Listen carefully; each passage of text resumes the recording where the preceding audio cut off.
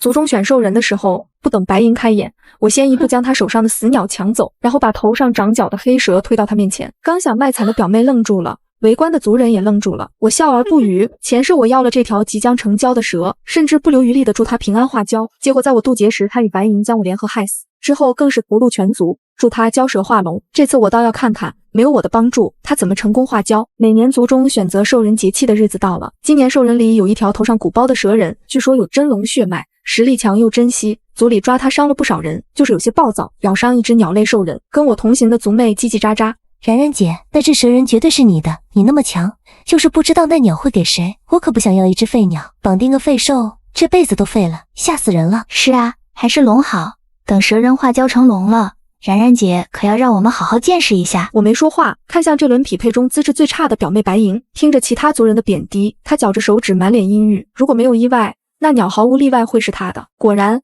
等到只剩那条蛇和濒死的鸟时，他脸上的不甘怎么也掩饰不住。分配的族老喜欢将最好的和最差的留到最后再分配，他们钟爱打压末流。我想抢在族老前开口，白银却先我一步，他可怜巴巴地看着我。表姐，我们选兽人契约，为了之后成仙渡劫。表姐你实力强，虽然契约强力，兽人如虎添翼，也用不到兽人帮忙渡劫。我知道，我也配不上这么强劲的兽人，毕竟我这么弱，天赋又差，就算有他的保护，说不定渡劫都不一定成功。他轻声细语的叽歪一堆，却死活不主动开口说自己的意图，但有脑子的都能听出来他的意思，想让我把蛟蛇让给他。周围的族妹眼睛都要翻天上去了。我说今天壁画这么多呢，原来是有人的脸皮塞城墙。他说的也没错，然然姐那么强，蛟蛇就算化龙了，也帮不了然然姐多大忙。因为强，所以就该拱手相让嘛，凯他人之康去死啊！你怎么不把你的三尾狐给他？族妹抱紧了自己的狐狸，不敢说话。所有人以为我会直接拒绝，脑子没问题的人都不会同意。上辈子的我就是这么做的，却是直接给他做了嫁衣。表妹说的对，蛟蛇与我无用，不如给更需要它的人。周围倒吸冷气的声音立刻响了起来。完了，然然姐脑子被气坏了。我无视他们，将那只濒死的鸟拿起，又将关着蛟蛇的笼子提到他面前。归你了。蛟蛇和表妹不可置信地看着我，但很快表妹脸上的笑容就堆了起来。见我俩都是认真的，族老皱着眉想反对，却见他已经飞快念咒语交接好了气，这时候再说什么都迟了。看着白银得意的眼神，我笑了。他还真以为这蛟蛇是什么香饽饽吗？前世我自是同蛟蛇结下契约，出于尊重，我跟他定的不是族中要求的主仆契约，而是平等契约。之后为了帮他成功退化成蛟，我跑遍九州，更是拿出这些年积攒的所有资源，为他换来泡龙泉的资格。龙泉曾是真龙盘旋过的泉水，灵气浓郁，甚至还有一丝龙气，十分珍贵，是族中至宝。靠着那缕龙气，他头上的角完全长出，成功化蛟，半步真龙。我全心全意对他，他却依旧无动于衷，只是冷眼看我为他奔波，理直气壮地收下我找来的仙草灵宝。别说感激了，话都很少说，我并不在意。兽人性格不同，他们这种血统不凡的心气高也正常。我所需的也不过是渡劫时他帮我一把，可谁知在我渡劫当天，他不仅不帮我扛天雷，更是冒着被反噬的风险攻击我。我渡劫失败，侥幸没死，但浑身筋脉寸断，再没修仙的可能。实力差距过大，我眼睁睁地看着跟他走来，然后解气。那时的我狼狈地躺在地上，满脸惊愕。与兽人结气的秘法只有我们族人知道，他现在能解，说明有族人在背后帮他。然然姐好狼狈啊！白银从他背后缓缓走来，仙气飘飘，衬得躺在地上的我更如烂泥一般。是你？为什么？我瞪大眼睛看着他揽住黑蛟的手臂，笑得轻蔑。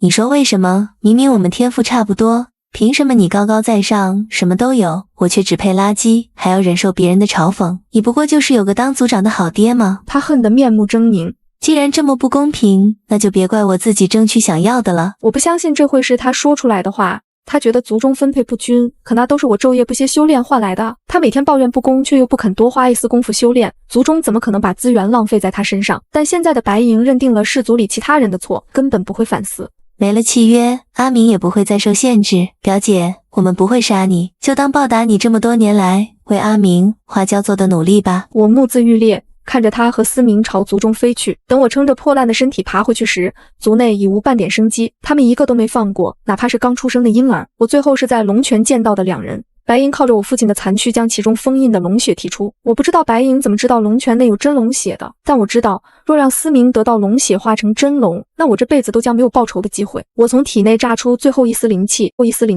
按照记忆里父亲的指导炸毁了龙泉，这是保护龙血不落入外人手的最后一层保障，威力极强。炸开后，我们全族都会被夷为平地。若其他时候族内众人安然无恙，我可能会目送他们拿着龙血离去。但现在族人皆死，我也没有丝毫顾虑。龙泉轰的一声炸响，我看到思明终于保持不住平静，惊慌逃窜，却还是被炸开的灵焰吞没。既然白银已经跟黑蛟结契，族老也不可能强行逼迫他们解气。他即将化蛟，所需资源众多，你确定能保证他顺利进化吗？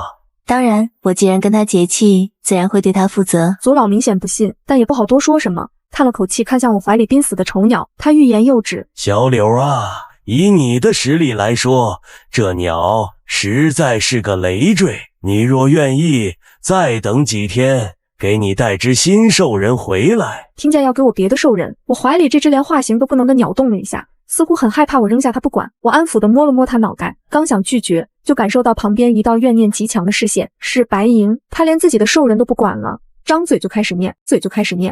表姐如果也不要那只鸟的话，那就没人要了。没人要的兽人只有死路一条。表姐难道要眼睁睁地看着他去死吗？他这话说的也没错，这么多年来都是一人一兽，不少不多，从没这种在找的情况发生。族老也是实在可怜，我才开个先例。不等我开口，看戏的族人忍不住了。道德绑架谁呢？这是因为谁啊？什么锅配什么盖，你懂不懂？要不是你抢了这条蛟，至于最后剩这个废兽吗？死了也跟然然姐没关系，然然姐没理由要他。倒是你，快去沐浴焚香，吃斋几年祷告吧。我才知道这些小辈原来骂人也这么有才华，一人一句把白银说的抬不起头来。我看的差不多了才开口。不用了，三爷爷，你也说了，我够强，怎么会被一只兽人拖累？救他吧。不过还请三爷爷给我一次进龙泉的机会。跟前世用大量资源才换来一次机会，但这次不同，三爷爷没有犹豫多久就同意了。我实力强，为家族赢过不少荣誉回来，绑定的兽人是废物已经够委屈我了，为了公平给些资源也是应该的。周围的族人也没什么意见，都是我一个个揍过的，有意见也不可能当着我的面说。唯独白银满脸阴沉地看着我，不知道在算计着什么。他身边的思明听见龙泉二字，却是一副刚刚趴在笼中半死不活的样子，撑着身体，眼神复杂地看着我。兽人契约好了以后还有的忙，磨合也是个大问题。我拒绝了其他族内前往后山战斗磨合的邀请。这鸟气息微弱，感觉随时会死去。三爷爷虽然同意我留他，但他的情况实在不好，不允许我立刻跟他契约，让我等他情况好点再契约，就怕刚一契约他就死了。我被影响，我仔细检查了一遍闭着眼昏迷的鸟，半人大，瞳体白，翅膀上有思明咬出来的口子。幸好思明成蛟之前是蟒，无毒，不然我还真不知道去哪弄解毒丹回来。前世这鸟很早就死了，那时我刚寻了能帮思明摆脱半人半蛇模样的化形草回来，还没进门呢，白银可怜巴巴地找了过来，说自己契约的兽人死了，问我能不能帮他找个新的回来。那时的我为了给思明找成功化蛟的资源，找得心力交瘁，哪来的余力去给他抓只兽人回来？我让他自己去找，他就哭唧唧地跑走了。那时我回头就看到了从不出门的思明在门口站着，还满心欢喜的以为他在迎接我。现在想想，怕是我不在的时候两人就勾搭上了。站门口是怕我欺负白银吧？真是好一个白眼狼啊！不过说来奇怪，这鸟状态是不好，但还有一丝生机，只要好好养着，不可能死那么快的。也不知道上辈子白银是怎么样的。我给他喂了一颗珍藏的丹药，又将它放到白玉床上，双管齐下，白鸟很快就睁开眼。你好，我是你未来的主人。他豆豆眼里满是迷茫，有些呆愣愣的。我愣住，他突然将头埋进翅膀，羞涩的翅膀尖都要红了。我叫白冉，你可愿与我签订契约？他悄悄抬起一点头，见我神情认真，并没有笑话他，这才将脑袋全部露出。白色的翅尖搭上我的指尖，契约成立。我叫他小白，小白没有反对。没办法，我听不懂兽语，他叽叽喳喳叫什么我就不知道了。虽然有去龙泉泡澡的资格，但现在的小白太弱了，去了也只会被里面的灵气撑爆。我开始到处寻找助他修炼的灵草，有上一世的记忆，我寻宝轻松了很多。最关键的是，非要跟着我一起来的小白跟寻宝鼠一样，盘旋在我身边，带我找到了很多之前没发现的宝物。等小白终于可以说话了，我拿出佩剑。你到底是谁？小白扑棱一下翅膀，有些委屈。我是小白啊，这还是你起的名字。我冷着脸。别废话。别废话，你知道我在问什么？普通的鸟可不会知道那些宝物藏在哪怎么拿。它抖抖翅膀，严肃站直。可惜这段时间吃得太好，整只鸟圆滚滚的，只有可爱没有严肃。吾乃大鹏，具有血脉传承。我惊讶挑眉。所以这些东西都是你一出生就知道的？不是，是主人你跟我结契时觉醒，但那时候我不会说话，只能用行动来帮你。我恍然，前世的小白没活到开口的时候，可惜白银有眼无珠，得到机缘却不知道珍惜。小白刚出壳就被家族猎兽队抓了回来，看他长这么大还不会说话，就以为他是个废物，拿来给垫底的族人刚好，带回来也不关心，被思明咬了也没人管，不在结契前死去就行。大鹏食恶龙也算思明这只半蛟的天敌，但说让他还在幼年期，思明出于自保是真的想吃了他的。我现在都怀疑前世小白突然死去是不是另有蹊跷了。小白边讲边抱着我的胳膊哇哇哭，说要是那天我不要他，他绝对会死在那条臭蛇嘴里，所以就想着努力报答我。后面靠着小白血脉传承，我几乎是发财了，遍地的好东西啊，连上辈子半死不活才找到的一棵化形草，他都带我找了一堆。喂他吃了一颗后，我把剩下的上交给了家族。族人刚契约兽人，正是缺化形草的时候，三爷爷大手一挥给我寄了很多贡献。家族贡献可以换资源，前世我就是拿着大笔的贡献给思明换来的去龙泉泡澡的机会。现在我需要更多贡献，因为这次我的目标是那滴龙血。我和小白斗志昂扬，正打算辅助他食用化形草时，表妹白银找了过来。表姐，听说你找到好多化形草回来。我想起这段时间听到的流言，他这几天仗着跟思明结气实力大涨，到处卖弄，更是挑衅不如他的族人，逼人上擂台，靠这方法赢了不少东西回去。族内众人怨声载道，但他做法又挑不出错，只能自认倒霉。之后他再怎么挑衅都忍了下来，这是抢不到东西，所以来我这里打秋风了。你想如何？他笑眯眯伸手给我一颗。我被他的厚脸皮震惊。我寻到的，凭什么给你？白银撇嘴，你为什么不给我？你得到那么多化形草，都多亏了我只要一颗，已经很体贴了。我都要气笑了。你知道你在说什么吗？我九死一生得到的化形草，干你何事？怎么就多亏你了？我可听说了，那鸟可是寻宝鸟，要不是这鸟，表姐你也找不到那么多宝物。白银一指缩成巴掌大落在我肩膀上的小白，要不是当初我把那条废物黑蛇抢先契约了，这寻宝鸟也不会留给表姐你啊。他当初抢我兽人难道还是为我好吗？黑蛇几月前就是半蛟，现在还是半蛟，白吃我这么多资源，还不成功蜕变。他那真龙血脉说不定是假的，他就是普通的黑蛇。表姐，我可是舍身救你啊，没让你被他绑定，不然你也不会有今天。他说的理直气壮，都要说服自己了。我们跟契约兽人修为共享，黑蛇数月前是半蛟，现在还是半蛟的原因，你比谁都清楚。我面无表情。你最近做的事我也有所耳闻，相比之下，黑蛇才是被你拖累的一方。化形草我全数上缴给了家族，你若想要，便拿家族贡献去换吧。我言尽于此，转身进了小院。白银在门外又叫了2声，见我打定主意不出来，只好无奈离去。我知道他不会放弃找我挑事的，因为他的家族贡献早就兑完了。白银很惜命，比起危机重重的秘境，还是族内比斗更得他心，不然也不会想方设法跟族人打挑战了。现在他的挑战书就下到了我头上。表姐这些天外出历练，收获颇多，应该也有所领悟。既然如此，还请表姐不吝赐教。他是觉得自己契约了思明就有那个实力跟我打了吗？真是好笑。我没有拒绝，应了他的挑战。既然是挑战，那也得有个彩头。我主动开口，我输了，便将最近所得的一半给你。白银的眼睛立刻亮了，他故作矜持。毕竟是表姐辛苦找来的，不用那么多，一颗化形草就行。我记得表姐之前要的泡龙泉的资格还未使用。好大的野心！我笑着看了一眼他旁边的思明。可以，那表妹你又能那什么出来？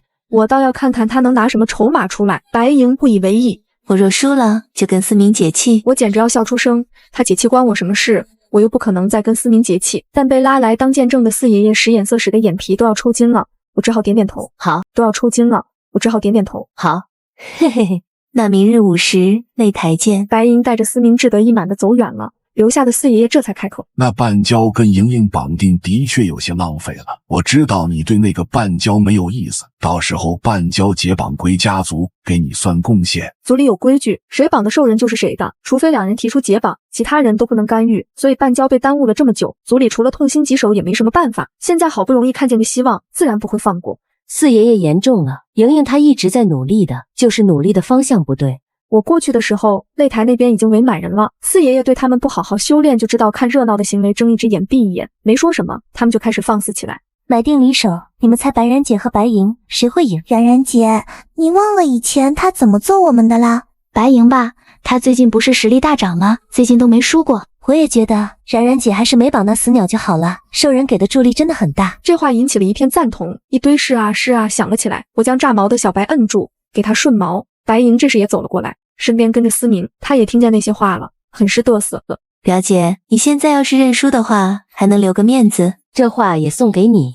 我并不担心，这是对实力的自信。我不相信我真刀真枪历练出来的能力比不过他喂出来的境界。白银不屑地哼了一声，同样很自信。四爷爷一声令下，比拼开始。白银迅速拔剑朝我冲来，他进步的确很快，不过一眨眼剑尖就刺到我眼前。我抬剑便挡，不过3息就过了10几招，但他实战经验并不多，很快就被我压着打。思明这时候也动了，却不是冲着我，而是小白。小白，我瞳孔骤缩，一脚将白银踢开，飞速朝小白冲去。我怕误伤他，所以上场时就将他扔到角落。现在我只恨为什么离他那么远。思明离得近，速度又快，几乎是我声音刚落，他的蛇尾已经甩了下去，身上的灵力被调动到极致，但离他们仍有段距离。我咬紧牙，手里杀人的术法已经掐上了，本想最后将2人一起处理的。思明若伤小白，那他今天就别想活着下擂台。思明蛇尾即将落到小白身上时，变故突生，观众席上一阵阵的惊呼声突然响了起来。我猛地停下脚步，震惊地看向前方，刚刚还看起来马上就要被蛇尾拍死的小白突然变大，小小的一团，一阵翅竟有了遮天蔽日的感觉，整个演武场都暗了下来，他鸣叫一声，叼住思明的蛇尾狠狠一甩，只听砰的一声，地上出现了一个深坑，思明直接被砸进了地下。白银也愣住了，然后开始尖叫，架都不打了，跑到坑边挖思明。我和站在台边的四爷爷对视一眼，他冲我点点头，很明显这场比斗我赢了，虽然跟我想象的有些不一样，小白不能维持那种体型太久。四爷爷刚宣布我胜利，他就恢复成小小的一团，从空中掉到我手里。白银都顾不上关心思明了，抬起头怨毒地瞪着我。我皱眉，担心他还有后招，但想来想去也不觉得他还怎么翻身。这次比斗，白银和思明或多或少都受了点伤，这时候不适合解气，四爷爷让他们过几天养好身体了再解。我带着小白回去了，他一回来吃了化形草就陷入沉睡，叫也叫不醒。四爷爷说估计是化形所需，毕竟大鹏这种同样神秘的生物他们也了解情况，只能让我先观察观察，有什么不对再说。这么一观察，直接观察了3天，白银都养好身体，正死命想法子拖延呢。小白终于醒了，我看完热闹回院子里时，差点以为自己走错屋了。一个穿着族中校服的男人站在门口，白发白肤，看到我时眼睛一亮，漂亮又精致的脸上立刻露出抹笑。主人，我倒抽一口冷气，没人能抗住这么大的一个美人，殷切切的喊你主人，我也不能，你主人，我也不能，所以我把剑拔了出来。你是谁？他一愣，长长的睫毛垂下，颇有些可怜。主人，我是小白啊，你没认出来我吗？我有些惊讶，你怎么直接就化成人形了？我以为你会跟思明一样的兽人模样，所以我才没第一时间认出来他。话说你衣服哪来的？我这里可没有这么大码的校服。有化形草，我跳过了那个阶段。小白给我解释，衣服是羽毛变的，可以随意幻化。我想了想，也是，不然每次变成原形打架前后都要穿衣脱衣，实在麻烦。看他的确恢复好了的样子，我点点头。你是不是还没成年？小白有些不好意思地点点头，他虽然化形了，但也只是刚过幼年期，进入成年期才能真正的拥有大鹏的威力。成年可以靠时间慢慢磨，要不就是毒龙，但现在的世界早就没有毒龙了，连龙都罕见，唯一有的只有带着真龙血脉的思明。小白在就做好等待数百年的准备了，反正我短命不了，他就怕我嫌他弱不要他。主人，你不会因为要等太久就不要我们吧？他拉着我的衣角，垂着眼，声音沮丧。不会，我保护欲顿起。我们不吃毒龙也不等，不吃毒龙也不等，我带你去喝龙血。这么久以来积攒的族中贡献，就是为了今天做准备。我决定先斩后奏。小白喝了那滴龙血后，会不会成年我说不准，成年了皆大欢喜。一滴龙血换一只活着的完整的大鹏鸟，对家族来说很值。不成的话，龙血有价无市，就算我能拿出等值的贡献也不行。我和小白估计得给家族免费打半辈子白工了。顺利进了龙泉，刚打算用秘法将龙血踢出，结界打开的声音又响了起来。我和小白对视一眼，他飞速变回团子，飞进我手心，任由我带着他躲进泉里。没办法，这里空荡荡的，唯一能藏人的地方只有泉水里。掐着碧水诀，我脑中飞速思考来的会是谁。跑龙泉的资格可不是谁都能得到的，族内现在有资格的除了我不过3人。我特意挨个确认了一遍龙泉今天没人来才来的，到底是谁这么突然？我正想着，上面来人开口了。思明，你可真厉害，这么做居然真的能打开结界，我还是第一次进龙泉呢。白银，我心中震惊，只听思明声音淡淡，这方法也只能开一会儿，还记得如何提取龙血吗？记得。我感觉到周围的泉水动荡起来，记得。我感觉到周围的泉水动荡起来，丝丝缕缕的血色缓慢出现凝结。小白有些躁动，我将他摁住，前世我不解的问题马上就有了答案。再等等，龙血很快凝聚成型，看起来很普通的一滴血，带来的威压却直入人心。白银惊叹出声，竟然真的有龙血，我以为这里真的只是真龙盘旋过而已。我何时骗过你？将龙血给我吧，等我化交成功，你的实力也能提升。我正在冲出，白银拒绝的声音响了起来。不行，你知道的太多了。开龙泉，提龙血，你是不是还知道解气的方法？等我把血给你了，你实力暴涨，与我解气怎么办？我又蹲了下去，不对劲，前世思明他们开龙泉提龙血是靠搜我父亲魂得到的方法，现在我父亲还活得好好的，思明如何知道的？除非思明也重生了，就是不知道什么时候重生的。现在的发展跟前世完全不同，思明会不会发现我也是重生的？我思绪纷飞，上面的对话也没停。你多虑了，我怎么会过河拆桥呢？这么久以来，你也感受到修为共享的好处了吧？现在你把血给我，等我成功化交，白冉根本不成威胁，你不想把他踩到脚下吗？白银沉默了，我知道他犹豫了，我不再继续听，身上灵力运转，突然从龙泉中跃出，伸手欲抢白银手中血滴。白冉，白银满脸惊愕，不等他想明白情况，一条粗壮的蛇尾迅速朝他抽了过去。思明下手毫不留情，白银飞出去很远，即将被我拿到手的血滴也随着他飞远。白冉，你果然也重生了。我面无表情。恭喜你看出来了，要我给你颁奖吗？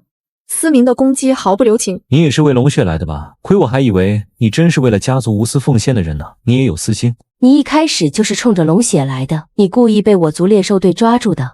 思明承认了。是又如何？上次我能拿到龙血，这次我也能。他打定主意，我这次不敢再引爆龙泉。白银，龙血给我。被甩到远处的白银姿势别扭地爬了起来，看来刚刚思明那一下摔断了他不少骨头。我和思明打得有来有回，谁也腾不出手去抢那滴血。白银没有立刻送血过来，他犹豫了。思明皱眉，十分生气。这时候你还算计什么呢？不杀了白冉，就是我们死。你觉得他出去了能放过我们吗？把血给我，我临时突破才有一条活路。我怎么会杀了你们？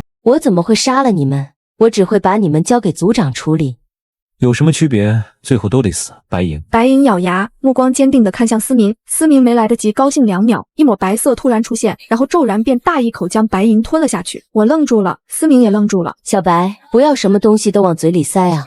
我这下真崩溃了，有种自己养的狗在外面吃屎的感觉。还好小白不是狗，他嘴巴一张，又将白银吐了出来，但那滴龙血却是进了他的肚子。思明见势不妙，蛇尾一甩就想逃，被我一剑插到尾巴上，定在原地。真以为你个废物能跟我打得有来有回啊？我满脸不屑，我就是为了让小白神不知鬼不觉地飞过去抢血才跟你演，真以为你能逃掉？那天在龙泉闹出来的动静惊动了族中高层，一堆老头觉也不睡赶过来，一来将看出龙泉里的龙血没了，捂着心脏就要晕。这时小白突然展翅飞向天空，月亮和星星立刻消失，我的眼前一片漆黑，遥远的天空上方似有雷鸣，老头颤颤巍巍地爬了起来。